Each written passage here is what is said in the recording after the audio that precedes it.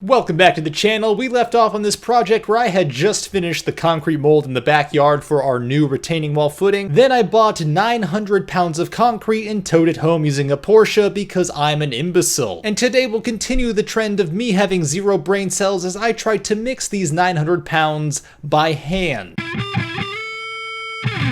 Alright, before we can pour all this concrete into the mold, before we can even mix it, we have to go and play with some caulk. This is just the cheapest silicone caulking that I could find at the store. What we're going to do is use this to make a bead around the bottom of the mold. I also bought this plastic level for $3, that way when it gets covered in concrete, I have no guilt about throwing it away. And get yourself some crappy gloves for the silicone because those are also going to get ruined. Jumping in now to me applying this to the mold. What I'm basically doing is just moving this mold back a couple inches, tracing the entire bottom of where I want it to end, and then putting the mold back on top. Wherever you apply this is where the concrete's going to stop, so pretty much put this exactly at where you want the face of this thing to end. For most people, that is that front inside bottom corner of the mold. If you have any vertical portions, don't forget to do those. What I also did was cover every single screw head on the inside. I didn't want the obvious screw head imprints on the final product, so I just wanted to make sure those were partially filled. I just put a big dab and smeared it over the top with the gloves. Quickly jumping to real time, this is what it looks like. Don't worry about getting it too perfect. I mentioned in the last episode that backer board is really thin and it's very springy with the current shape. The caulking has to seal before we pour all the concrete, otherwise it's really not going to work. Which means the mold has to be in its final shape prior to drying, which means I had to put some bricks in place to hold it where I wanted it to be, knowing that it was going to spring out of shape if I didn't do that. And after putting a little more silicone on that crazy jig on the right side of the screen, the silicone was pretty much done. But there was one other critical thing that I had to do prior to putting in the concrete that I didn't want to forget about, and that is spraying the entire interior of this with WD-40. Now the reason for that is the WD-40 acts like a release agent, so basically it prevents the concrete from bonding onto the wood itself. The problem is if you spray too much of it, it'll also prevent it from bonding to other surfaces. So for that reason, you can see me using this piece of cardboard to shield all of the surface on the bottom that we want the concrete to bond to, and that way it's concentrated only on this wooden mold because we know we're taking that mold off afterwards. Just be sure that you hit any surface that the concrete's going to touch, because if you miss any part of it, the concrete will stick to it, and best case, it's way harder to pull off, but worst case, it could chip out the face of the concrete as you're stripping it back, which is one of those bad things that we're trying to avoid. And like I said in the last episode, having things level now is pretty critical to the final product, so before the caulking dries, go back and double check that everything is still level, especially if you move the mold like I did. I had this thing dialed in to the point that I knew I could move it and it would come back pretty much perfect, which you can see here, but that's only because I put so much effort into the woodworking portion up front. And now that I'm happy with the level, I'm going to backfill that backer piece with a little bit more dirt, just give it a little more support because this concrete being so heavy will push that piece back. Remember, this is 900 pounds of concrete before adding water. Thin walls on a mold will flex and they will potentially break, especially if you're pouring in a lot of concrete. Then we just had to give the silicone some time to cure, so let's pick this back up in the next morning. Every concrete is slightly different as far as water mix ratio. What I did for mine is figure out how much water I need per bag, and I went and pre-measured that into the red bucket you see here, and I marked the level on the inside of that bucket. And this gave me a quick reference line so that however many bags I was mixing, I knew exactly how much water to add to the bucket, so that way I could just pour it directly in. And while I probably would have been fine eyeballing it throughout the day, this was minimal upfront effort for very consistent results. Jumping outside, it was already 85 degrees Fahrenheit and relatively humid, and it was only about 9 o'clock in the morning at this point. But if you haven't worked with concrete before, put on some crappy clothes, they're probably going to get ruined. Wrap yourself a finishing trowel that is the right size for whatever project you're working on, the level that's going to be disposable. If you have a knife that you use for dirty projects, I would break that one out. These shovels that I'll be using to mix and then spread the concrete. And I also have this drill attachment that I'm going to try. This is a paint mixer that I also use for a roof coating, but for scientific reasons, I'll show you how that works as well. I'll be mixing this inside of my old grouty wheelbarrow, that way I can pour it directly into the mold. But pro tip, if you want to keep your wheelbarrow nice and clean, mix it in a bucket in smaller batches and then just pour it using the bucket. So on to the mixing. I started off by putting in 2 bags of the concrete, which is 120 pounds of dry weight, which in retrospect was really ambitious for a first first time mix. Specifically because I am mixing this by hand and I do not have a concrete mixer. Now I measured out the water exactly as shown on the bag at first, and I think that ratio might be ideal in an actual mixer, but what I found out very quickly was that when you're doing this by hand, the amount of water it tells you to use doesn't feel like nearly enough, and you have a hell of a time trying to stir it up. And then again, because I have no brain cells, I ended up adding too much water and turned this into an absolute soup. So I decided to further compound the problem by adding a third 60-pound bag of concrete into this wheelbarrow. So just to recap, that's 180 pounds dry of the concrete mix, plus somewhere around 40 pounds of water that I added. You also might have noticed that I did try the drill attachment mixer, and I want to say it actually did work pretty well, but the expense was, especially on a cordless drill, it was a lot of strain on the drill and killed the battery pretty quickly, but it was also a lot of strain and a lot of torque on the wrist. If you're going to be doing a lot of this, let's say, I don't know, 900 pounds worth to make the foundation for a retaining wall, it's probably not sustainable for a full day unless you really don't want to use your arm for the rest of the week. I will be the first to admit that this first batch was a little bit of a crapshoot and a learning curve. And if you're new to this like I am very engineer brained. I really wanted to follow the instructions because that's just how I'm programmed. Just know that there is a little bit of an art to this. You'll have to do it a little bit by feel of adding more or less water. It's a little bit of trial and error, and that's totally okay. And even though the amount of water I used wasn't exactly what was prescribed on the bag, because I pre-marked that bucket, I knew how much went into that first batch, so I could quickly do the math and still had a reference point for how much I had to add for each bag after that. That's especially important because after that first bag is poured into the mold, the clock starts running for this to cure. Especially on an extremely hot sunny day like this one, that top layer that's sitting and baking in the sun is going to dry out a lot faster than everything below it. So you want to get the mold filled as quickly as you can while still keeping that top surface a little bit damp. Knowing how much water to add for each bag helps really expedite this process. Because if you don't act quick enough and the top cures while that bottom is still a nice liquidy soup, basically you have different amounts of heat and pressure at different levels, which eventually will lead to cracking. And chances are, if you're going through all this effort, you don't want cracks in your final product. Now, as I poured it, I got it up to the level of about that leading edge of the mold because I knew I had made that level the whole way across. And I did expect it to settle a little bit as some of those air pockets and stuff bubbled out. And within a span of about 20 to 30 minutes, you can see here that it went down probably between a 1/4 inch and a 1/2 inch depending on where you're looking. I don't have footage of it because my camera died in the 95-degree heat, but what I did was quickly spray down the top, get a little more moisture in there because the top was drying out so quickly. Then I took my sledgehammer and went down both the inside and outside walls, tapping this thing pretty aggressively to try to get any air bubbles that I could out. Truth be told, you should probably do that while you're pouring as well, and I had totally forgotten to, but doing it now is better than not doing it at all. Next, what I did is make another bag of concrete that was a little bit more soupy, and this is going to be on the top layer. I deliberately did that to give this one a little bit more flow in the hopes that it would self-level a little more easily. I put just enough to fill on each section. I'm doing an initial pass with a 2x4 just to get it mostly level and basically sawing it back and forth and scraping the excess into the areas that I have not filled yet. And that probably gets it to the 80% mark, then I go back with the finishing trowel and clean it up. Keep in mind though that 100% of the concrete you mix is concrete that you have to put somewhere. So if it doesn't fit in the mold, you have to find a home for it. In this case, my two options were either putting it behind the mold because that's going to be buried in the ground behind the retaining wall, or what I ended up doing is pouring it on this section of my concrete pad that I know is a low spot. This pulls up every single time it rains, so adding a little extra concrete here should help to level it out and prevent that water buildup. But if you're doing something like this yourself, just have a general plan of where you're going to pour any concrete that you haven't used, or just mix less of it and use as little of it as you possibly can. But once you're done, go ahead and clean off your tools as well as you can, as quickly as you can, to ensure that they are not permanently encrusted with concrete, because at that point you're probably just gonna have to throw them out. After taking care of the tools, I re-wet the concrete surface again, trying to make sure that top layer didn't dry out. Then I covered the top surface using an industrial roll of saran wrap and held it in place using a staple gun. Now my thinking behind this was that the saran wrap was going to help lock in the moisture and prevent it from evaporating, especially with the extreme temperatures. And part two of my theory was that having this over the top would help to potentially self-level the concrete to an extent. But what I've also seen from some concrete guys online is that you shouldn't do that if it's hot because it traps in too much heat and that could create cracking from heat issues, but it's also an option under certain weather conditions, or worded differently, I got a bunch of conflicting information. So here's what I'll say about it. I am a mechanical engineer. However, I am not a civil engineer. If you don't know the difference, mechanical engineers make bombs and civil engineers make targets. And retaining walls are considered a target. So while my theory of trapping the moisture makes sense in my head, I have suffered a severe head injury and this is not exactly my area of expertise. That said, I was still spraying down over the top of the saran wrap with water to help keep the moisture in and keep the temperatures down. I still got good results at the end of this and I'm still very happy with the end product. But if you do have years of concrete experience, feel free to tell me why I'm either brilliant or an imbecile for doing this in the comments below, and everyone else, I suggest just doing your own research. Or you can just see that after about 10 to 15 minutes, this is how much moisture was accumulating on the bottom of the saran wrap from the heat alone trying to evaporate it. And then of course in the middle of this take, a bee stung me in the shin! Oh, and probably make sure it's level still, because after this is cured, you're not going to change it. Next, I went inside to rehydrate and do an emergency bee sting removal, verified I was still working in temperatures similar to the surface of the sun, then went back out and started picking up my tools. You have to pretty consistently hose down your concrete pour, especially in temperatures this hot, so I started at every roughly 30 minutes for the first 2 hours, then I went to every hour after that, and I did this for the rest of the afternoon until the sun started to set and the heat finally started to break. But before nightfall came, I decided, hey, you know what? I'm already covered in concrete dust, I'm already disgusting, might as well continue this trend because I'm also a masochist. I mentioned a couple episodes ago that there was a bunch of high spots in the old foundation that prevented the new timber blocks from sitting down level. And since I'm already covered in concrete dust, I figured this is as good of a time as any to work on that next section. So I put a masonry bit on my grinder, I did a bunch of plunge cuts, and then I literally used a hammer and chisel to break off the pieces between those plunge cuts. This wasn't exactly easy or pleasant work, but I could not find a better way to ensure an accurate level surface. But of course my camera died again prior to finishing because, as it turns out, it was now 102 degrees Fahrenheit in the shade, and I wasn't working in the shade, which made what happened next so much more frustrating. I just spent about 2 full days roasting in nearly 100-degree humid weather.